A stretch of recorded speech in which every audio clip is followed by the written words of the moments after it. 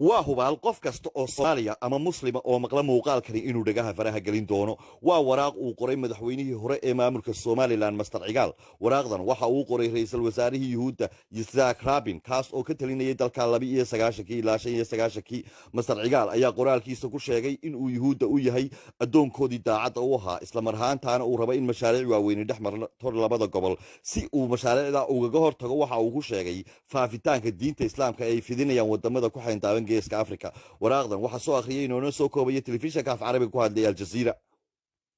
ويبدو أن الهرولة نحو الكيان الإسرائيلي امتدت إلى المنطقة هنا،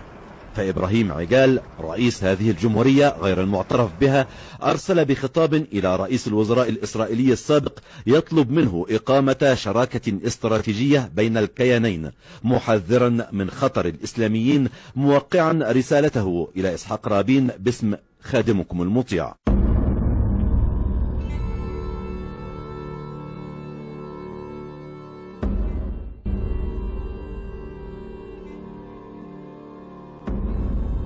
aragtaan baan u malaynayaa cigaal oo yuhuudda xitaa albaabka ka furi weyday markaa waxaan waa wax long time soo jiitamayay ma aha muuse uun inkastoo maynu maqal intii daahir yaala joogay maynu maqal siiraan intii waxaan joogay maynu maqal maalintuu cigaal waxaan uu waday bartu kaga tegay muuse baa kasii aanba qaaday waayo dhuuni baana sheekadan waxaan loo gelaya markaa hala yaabina muuse markan uu leeyahay saq dhaxaan soo baxay kaligay baan waa beentii weeyaan waxba muu imanin laakiin waa dhuuniga meesha la galaya qofkuna markuu iimaankiisii iyo diintiisii dhuuni ka galo waa meesha ugu hooseysa weeyaan cigaal baa aragtaan oo yuhuudda qaraacaya albaabad addoonkiinii baan ahay buu leeyahay yuhuudda waxaan ku fulin doonaa mashaariicda ay la gashaan inaan kala tagno faafitaanka kooxaha xagjirka iyo diinta islaamka ee geeska afrika waa goorma waa